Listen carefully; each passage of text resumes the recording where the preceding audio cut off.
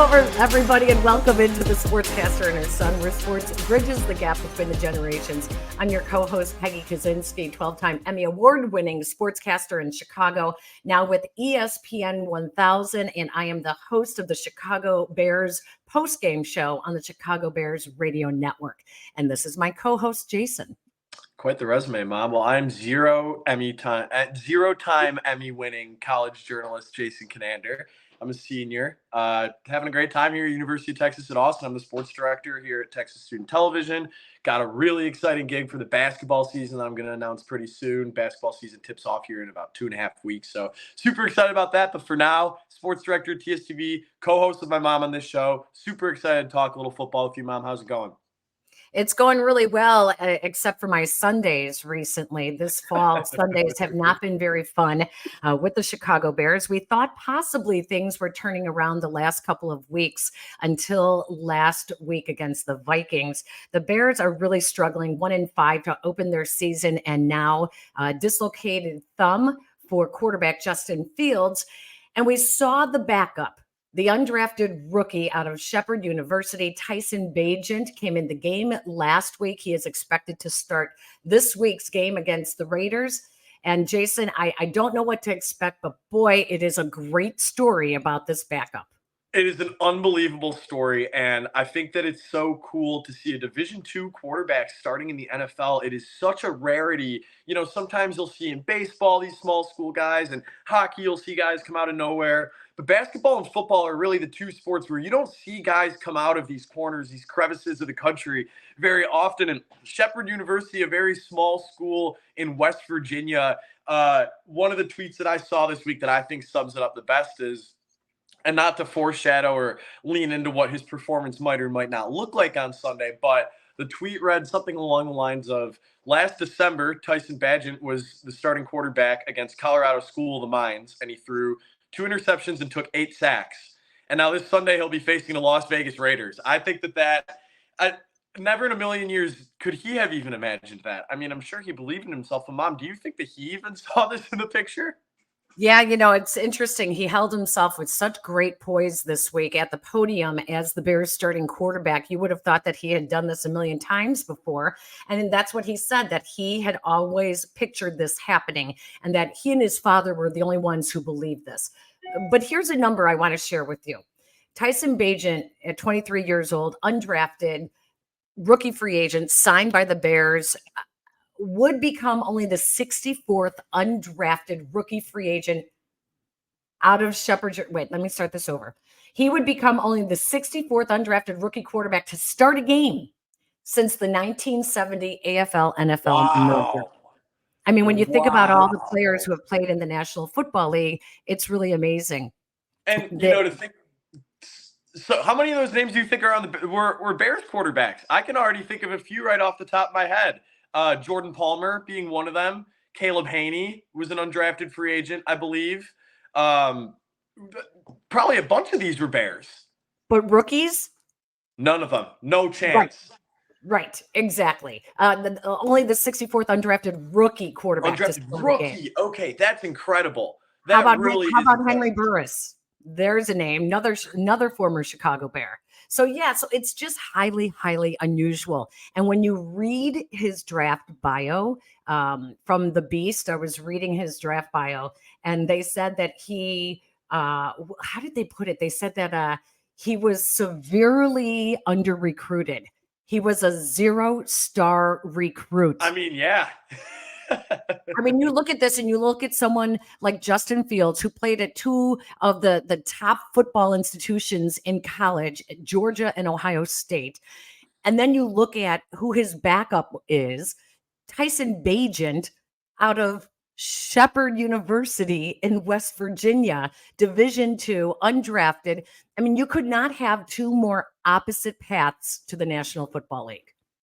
The question that this really poses for me, though, Mom, we had a lot of people early in the season because Tyson Bagent played very well in the preseason.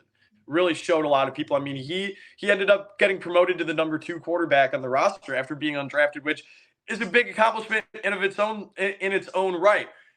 So what happens if by the way of God, he looks really good in this game or the next two games or the next three games. Justin Fields has won, what is it, 4 games over the last 2 seasons in a Bears uniform. What happens if Tyson goes out and wins 2 games in his first 2 starts with the Bears? What do you think those discussions would look like?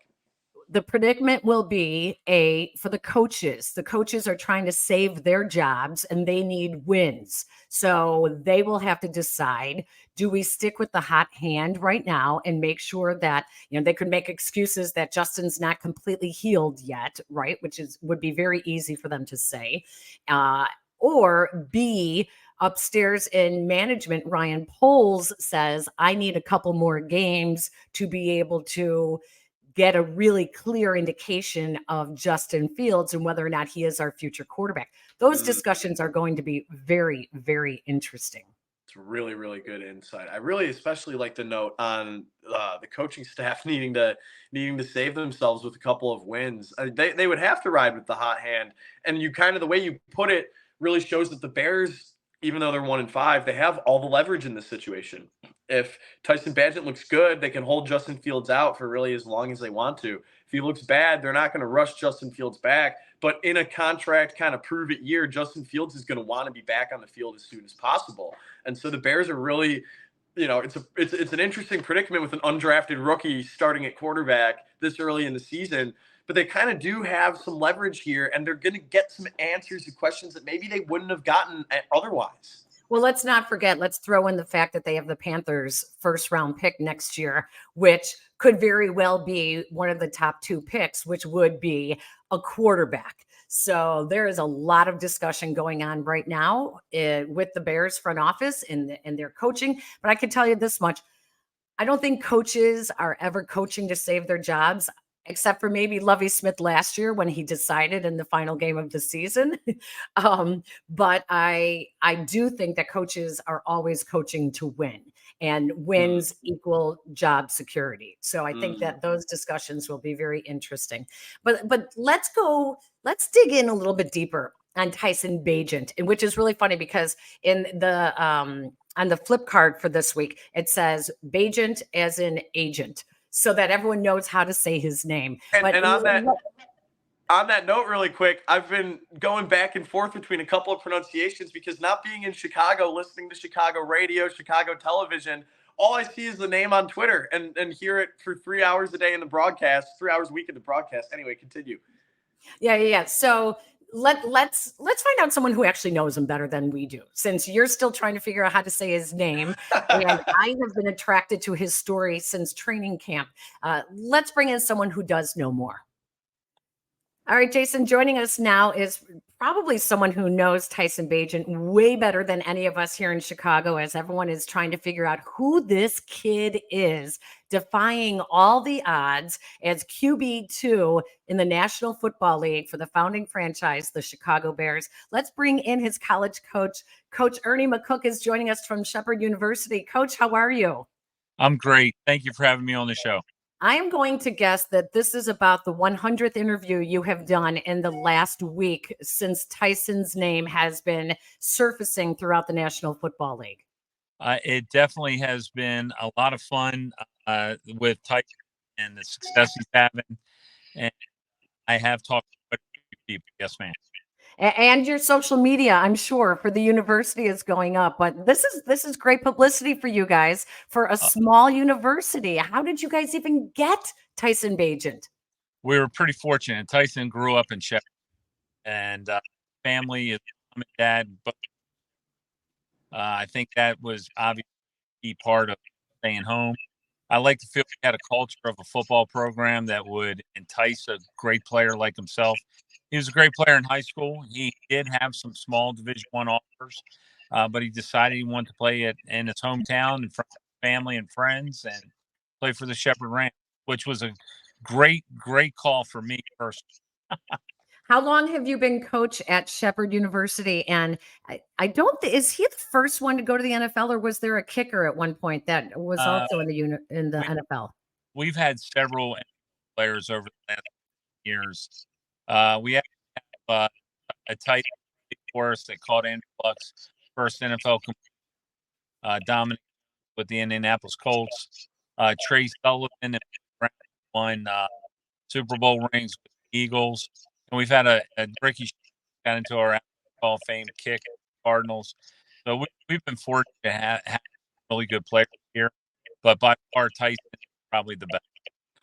Coach, I'm looking at some of these numbers from Tyson Bagent and video game numbers. I mean, you were on the sideline for all of them, especially his 2021 season with 5,000 passing yards and 53 touchdowns.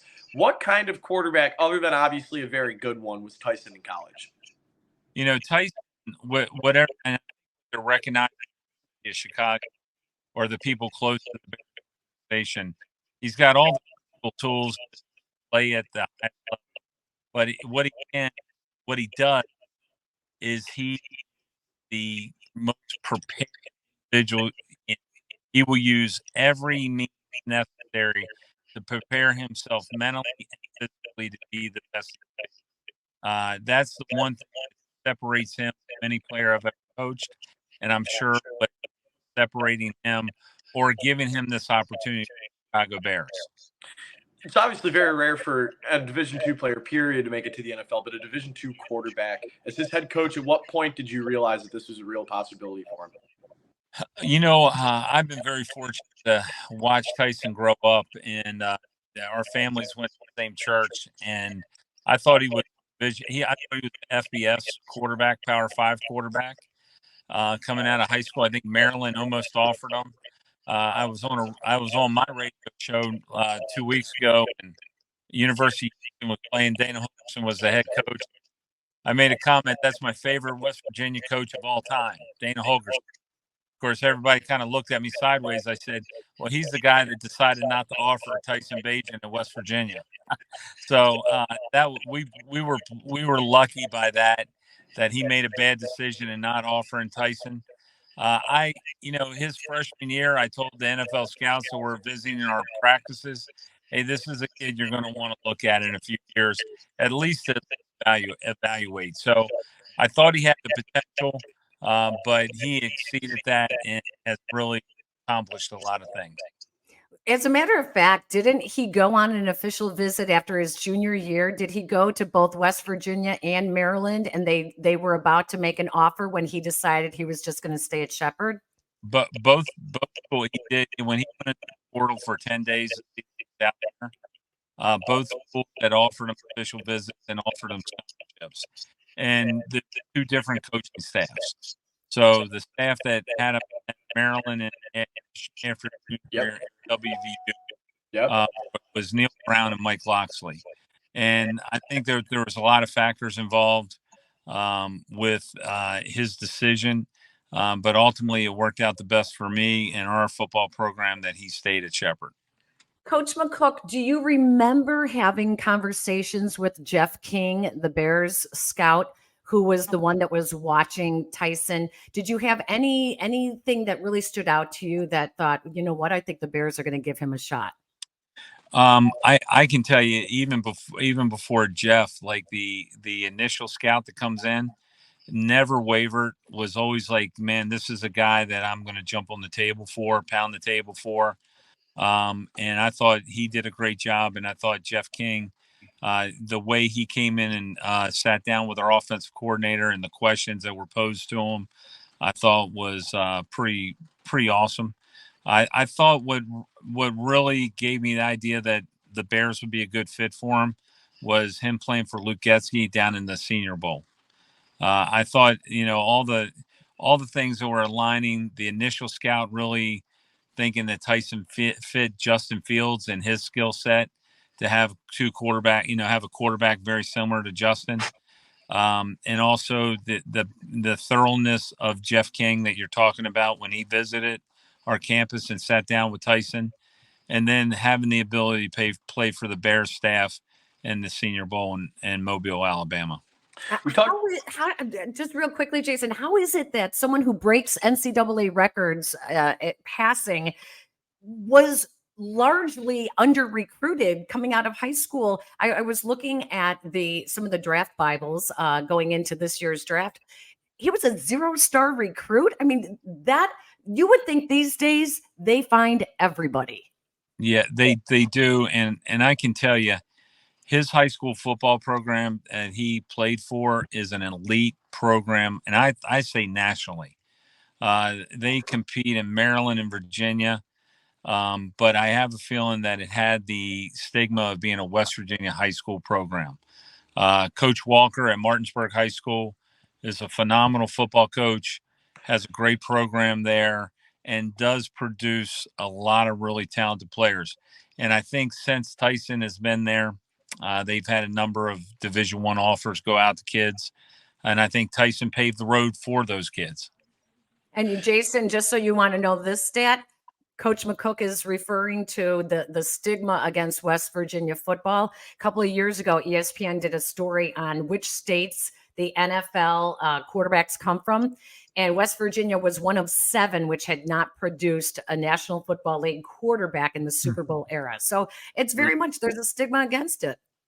So we've talked a lot about the college days, high school recruiting. I, want to focus a little bit on this unbelievable opportunity that Tyson has here over at least the course of the 4 quarters against the Raiders, and possibly even more than that, to stake his claim as an NFL quarterback, even if it's not as the future starting quarterback as the Chicago Bears. He has a great opportunity to really sell himself to the other 31 teams. So what do you think we're going to see out of him in the biggest game of his football career on Sunday?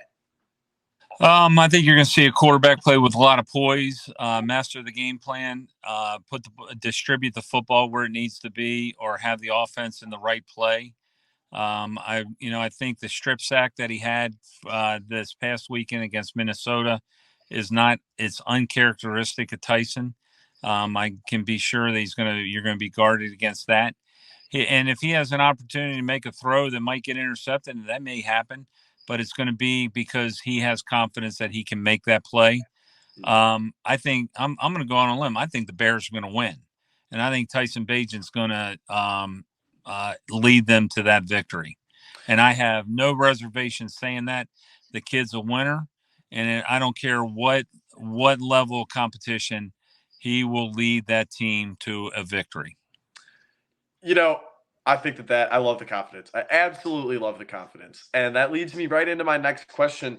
Let's say that your prediction reigns true. Tyson Bagent ends up leading the Bears to this unheralded win on Sunday.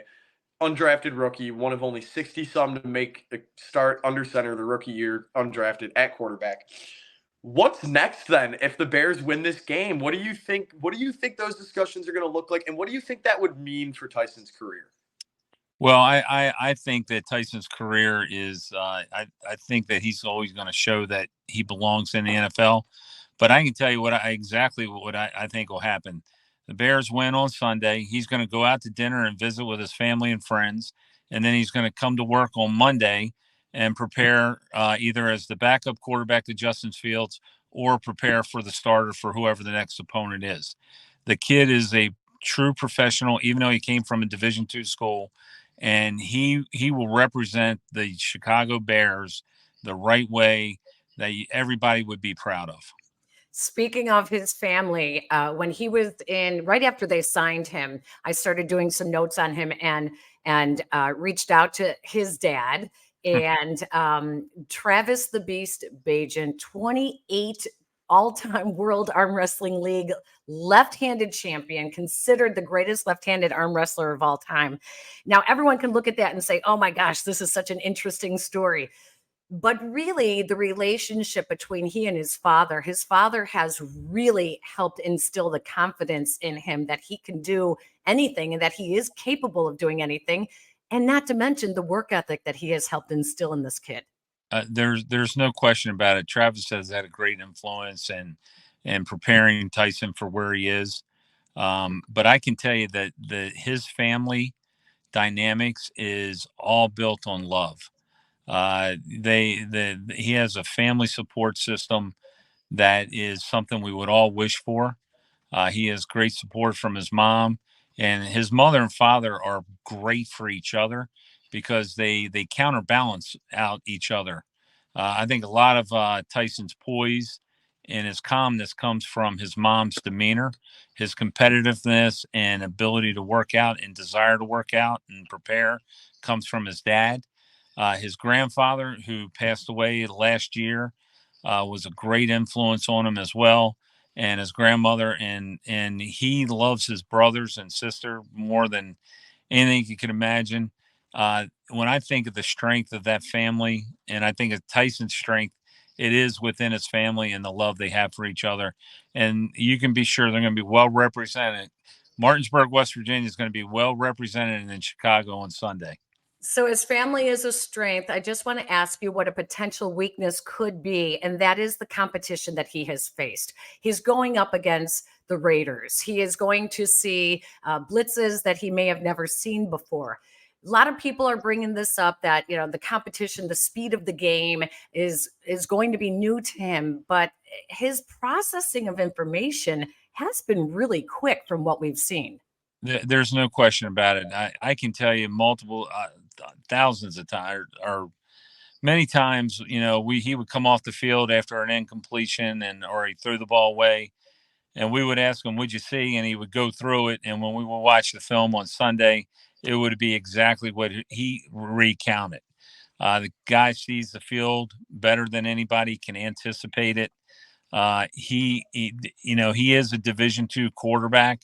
You can't deny that, but he is a FBS Division I caliber talent that played Division II football, and he got every rep for 4.5 years. So, you know, repetition's the mother of all learning. I think he's going to surprise a lot of people, and I believe that. And I really believe that people are going to be talking about Tyson Bagent as a poised competitor. And if you're asking me, you did ask me for a weakness. His weakness is I can make that play, and I will do whatever I can to make that play. And I think that's what happened on his last interception that he threw against the Vikings. And when I listened to his Wednesday press conference, I had a chance to listen to it later that evening. You could tell that he was listening to what the coaches were coaching him to do. And the next time he's in that situation, if there's any doubt, he's going to check the ball down and live to play the next play. He is a very coachable player. He's going to do what's in the system, and he's going to master the system. He is the guy that every coach in the game wants to coach and have in your huddle.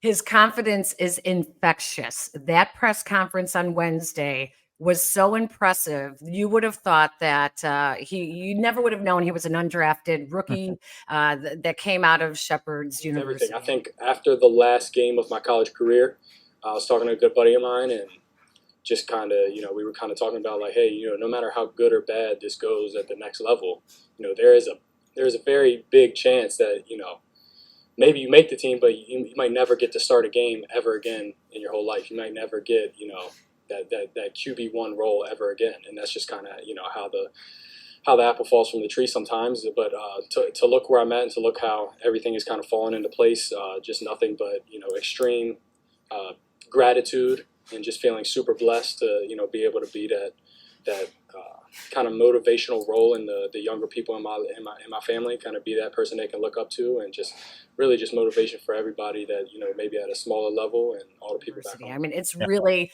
very, very confident in himself. And it's been really fun to watch, and we hope that he does well. But Coach, I got to point out, he's the oldest in his family. Do you have another Bagent in the system at Shepherd? His little brother is a quarterback in our program right now. He signed with us. And we practice on Sundays after games. And I called Travis, his dad, early in the week. I said, hey, make sure Ezra has a chance to be there if Tyson's got an opportunity to start. In fact, Ezra's walking right by me right now. Oh my goodness. Tell him to say hello. Yeah. Hold on. Let me grab him. Okay. Hey, Ez. Here we go.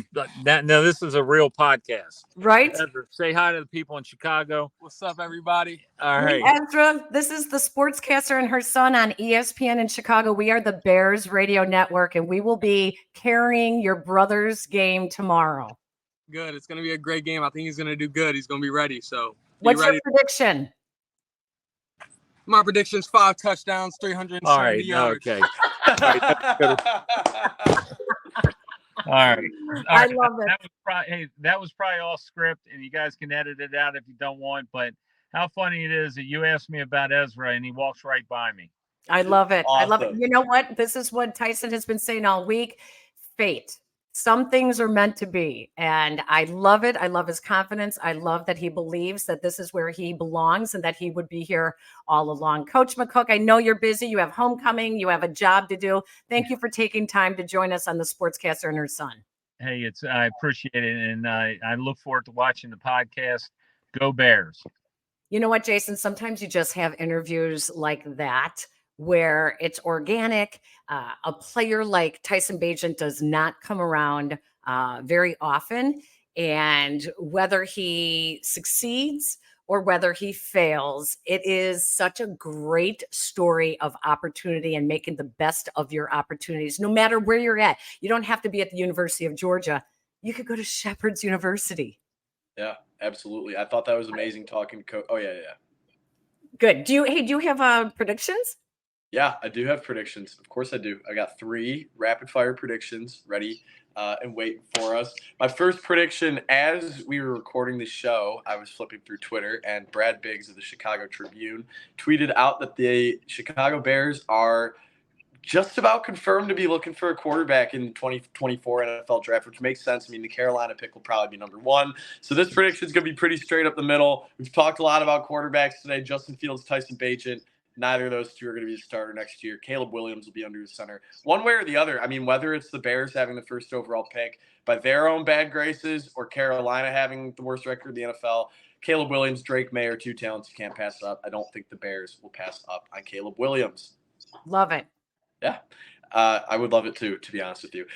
Secondly, basketball season's coming up. The NBA is going to be back in full swing in a week from now. Actually, by the time this is up, it'll be a couple days from now. Next week, Victor Wembanyama makes his long-awaited National Basketball Association debut for the San Antonio Spurs, and I've got a pretty big prediction related to him. There has only been one All-Star since 2009 when Blake Griffin was an All-Star to make the All-Star team as a rookie, and it was Donovan Mitchell. And I think that Victor Wembanyama is going to be the second. While the Spurs are obviously going to kind of play around with him a little bit and load manage him, Greg Popovich is the inventor of load management. The fandom and the pandemonium surrounding this guy is going to be absurd. And when he was on the court in the preseason, he showed out. When he was on the court in the summer league, other than one game, he played really well. I'm completely buying into the Wembanyama hype. And I think that the NBA, as now LeBron is amazingly the oldest player in the NBA, I think this year we're really going to see the pendulum shift and we're going to get our new superstar. And I'm really excited about it. I love it. I hope he stays healthy. Guys with that body type, he needs to stay healthy. He's very, very slim.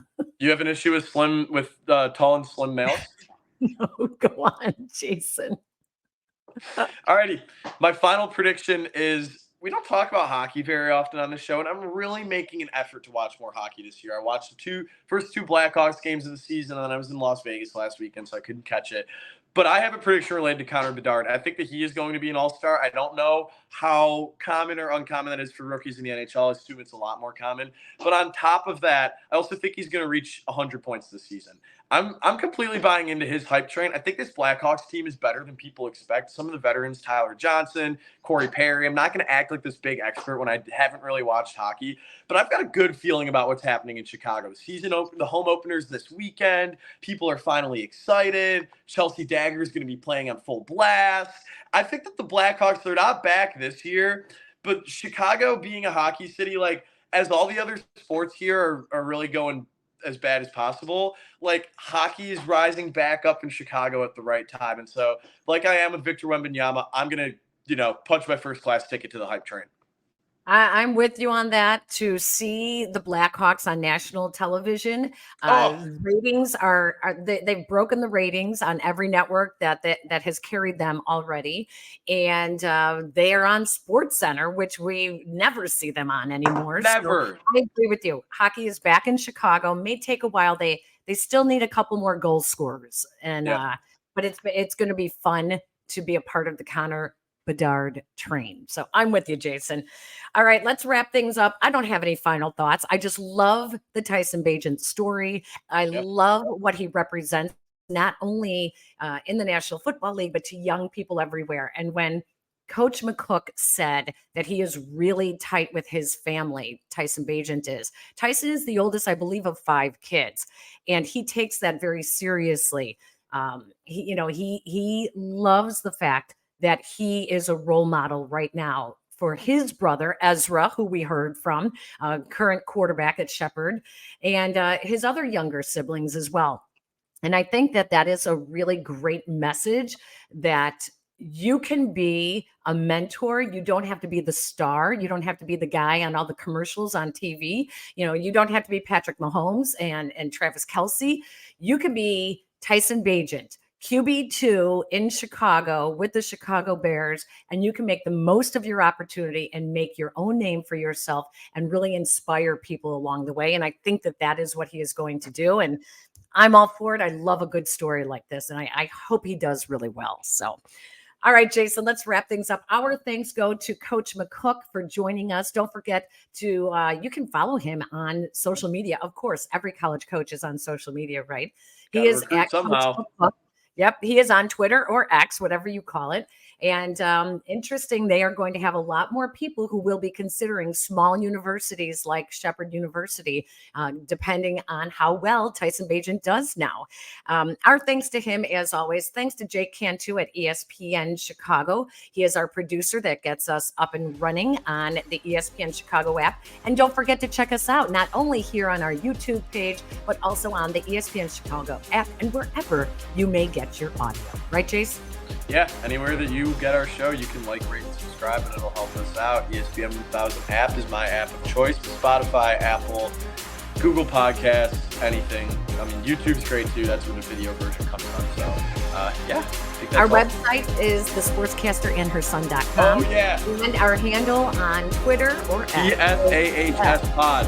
TSAHS Pod. So that is The Sportscaster and Her Son Pod. Please join us, follow us, and subscribe. And we look forward to hooking up with everybody next time. Jason, have a good one, buddy. Thanks, Mom. See you soon. All right. Take care, everyone.